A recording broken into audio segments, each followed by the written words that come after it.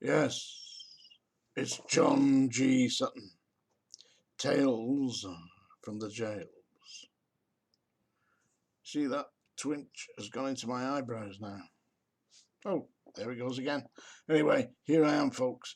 Yeah, today I'm going to talk about prison riots and what happens, and how staff deal with it and what happens to the inmates afterwards. Here we go. Well, my first experience of riots was during March of 1976, when the IRA had managed to get themselves up on the roof of D Wing at Wormwood Scrubs. Now, on the roof at D Wing, they were parading around in paramilitary uniforms that they'd secreted in the cells. I've previously told you how I went to search one of their cells and was stopped from doing so by the principal officer in charge of D Wing, who told me that I was under no circumstances going to search the wing.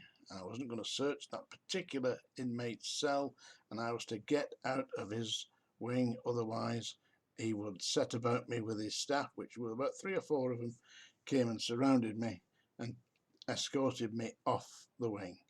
Seriously.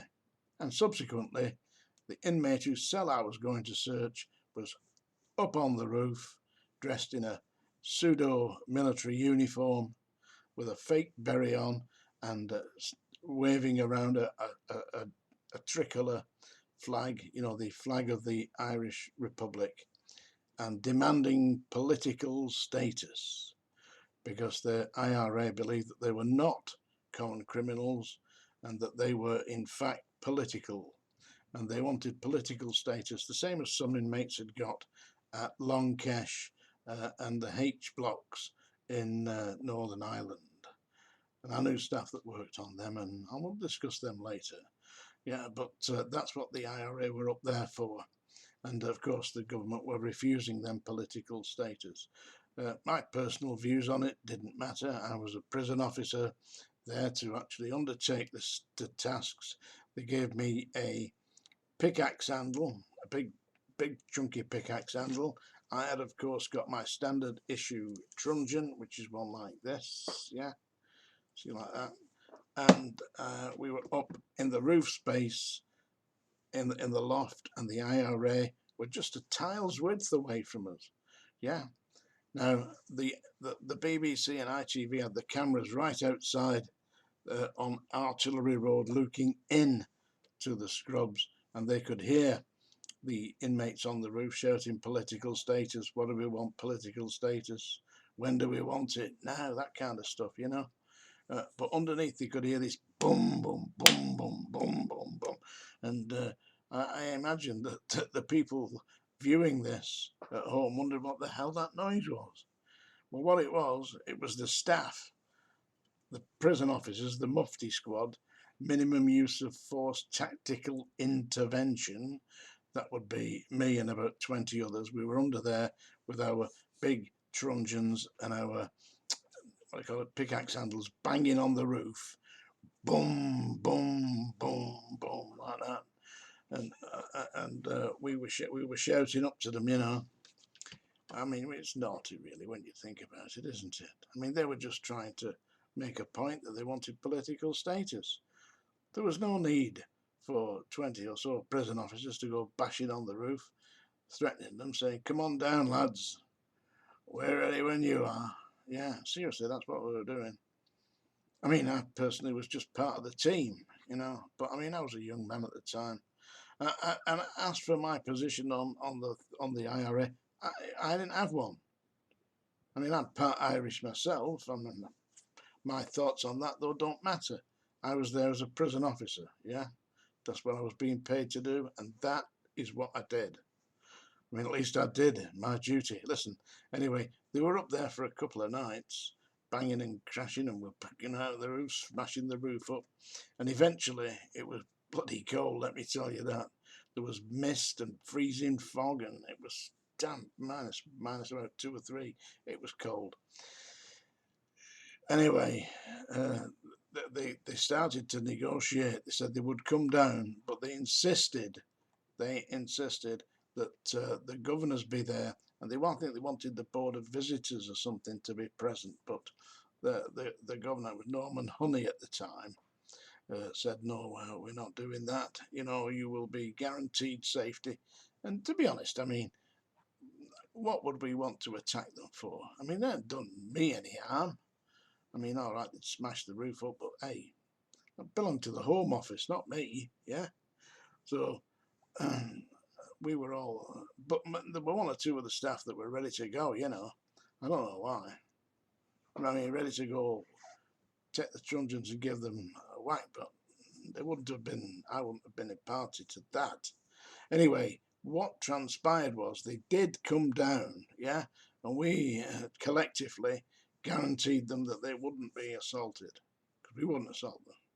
Certainly I wasn't going to be a party to that. And Norman Brown was standing down on the wands, so they had to come down off the roof. They came through the roof space, through us, yeah, and we made like a chain, lined them up so that they got them down one at a time, because it's still precarious. It's not easy up there, you know. There's no, can't switch the lights on like that, you know, click, click, you know, oh, we've got lights, you know, we hadn't. You know, it was dark, it was dangerous, and they came down off the roof, and they were still dressed in their pseudo-military uniforms with this tricolour flag waving away and still shouting at us, you know, we want political status. We don't, you know, we can't do anything like that. I mean, we're just jailers, you know. Anyway, gets them down off the roof, down onto the wands, and Norman Brown said, right, you've got to take these military uniforms off, and you must put your prison uniforms back on. Oh no, they said, we're not wearing prison uniforms, we insist on political status. So we'll take the uniforms off. So they stripped down, took the uniforms off, because if they didn't, you know, there's about 20 of us surrounding them, we would have helped them to take the uniforms off. But they took them off, stripped down, and then they were given prison uniform to put on, which they refused to put on. So they said, well, we're now going to take you across to the segregation unit, yeah? So I said, it's freezing out there, but we'll give you a blankets, you know. So they gave them blankets, and they put these blankets around themselves, and they said, but you must remember that these are stamped HMP. These are Her Majesty's Prison Service issue blankets, and they're stamped HMP. So all the lot of them, about half a dozen of them, they threw the blankets down and stark bollock naked in the freezing cold. They walked from D wing all the way across to A wing, right through the middle of the prison. All the prison inmates are up on their cell wings, all the landlords shouting at the IRA, "Hey lads," you know. It was mad. And they walked stark bollock naked across the prison, yeah, with us by the side. You know, there was a couple of us to each one of them. Took them across to A wing, where they were relocated in the segregation unit pending adjudication for, and I believe they were formally criminally charged with that, you know, with prison mutiny and damaging Home Office property, etc. But they weren't beaten, they weren't attacked, you know. The Strangeways riot was a similar kind of thing. A lot of them wouldn't come down. I mean, Alan Lord, I believe, was one of the last ones, and he was trying to negotiate with them, but he needed a very long spoon, yeah, because when you're dining with the devil, you need a long spoon. I'm not sure if they snatched him, I think they did. But, you know, when you went down to negotiate with the staff, and I know the officers that he was dealing with, and I would have had 2 long spoons strapped together, because I wouldn't trust the bastards. Anyway, the Strangeways prison riot is another matter, but that was a dangerous thing. People were deliberately being injured, but not murdered. I mean, during the prison riot, they hung a cloth up at the top of the rotunda, right at the top, and it said, "There are no dead," yeah, because the Manchester Evening News was saying, you know, it was like 30 dead inmates inside the prison, but there actually wasn't. I believe a couple did die, but they died of natural causes, practically probably through being thumped and what have you. that was somebody died of a heart attack, and one of the staff died, and people were injured. But basically, the real fatality of that was the beast itself, Strangeways. Because, as I said when I gave evidence for the defence, if I'd have been in that prison and they'd have treated me the same way they were treating all the other prisoners, I would have smashed the place to bits. Seriously, I gave evidence for the defence at the trial of the Strangeways riots, and myself and Eric Allison and another lady, part of a book called A Serious Disturbance. I wrote a chapter in that. You look it up on Amazon. The book is called A Serious Disturbance. Eric Allison wrote that along with another lady, and I wrote a chapter in there called A Prison Officer's Tale. And here we are with Tales from the Jails. Yeah, it's still going strong. Eric Allison is now the crime correspondent for The Guardian, the national newspaper. And here I am. And yes, folks, you're right. It's that time. It's the Song Dinger. Well, this week is attributed to the memory of that brilliant artist, Elvis Presley. It's 45 years since his demise, and to celebrate his life and times, I am going to crucify another one of his songs. And thank you all very much for your kind comments. I mean, there's one gentleman says that when his hound hears this song in my singing, it starts to howl. So I'm dedicating this song to the howling dog, and this is Hound Dog. You ain't nothing but a hound dog, you're crying all the time. You ain't nothing but a hound dog, you're crying all the time.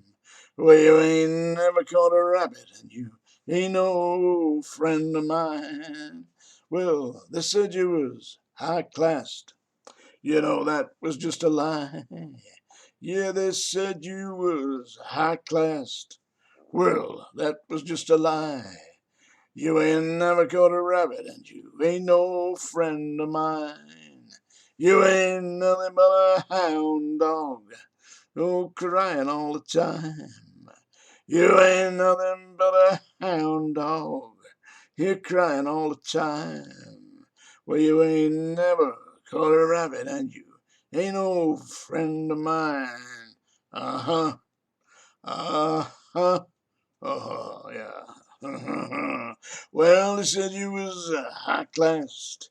You know that was just a lie. You know, they said you was high-classed. Well, that was just a lie. You ain't never got a rabbit. You ain't no friend of mine. Ah ha ha. Well, they said you was high-classed. Huh. That was just a lie. You know, they said you was high-classed. Well, that was just a lie. You ain't never caught a rabbit. You ain't no friend of mine. You ain't nothing but a hound dog, crying all the time. Ooh, you ain't nothing but a hound dog, crying all the time. You ain't never caught a rabbit. You ain't no friend of mine. I reckon that one needs putting down, don't you? That's Tales from the Jails today. John G. Sutton. Hey, like, subscribe, what all you do. I'll see you soon. Peace.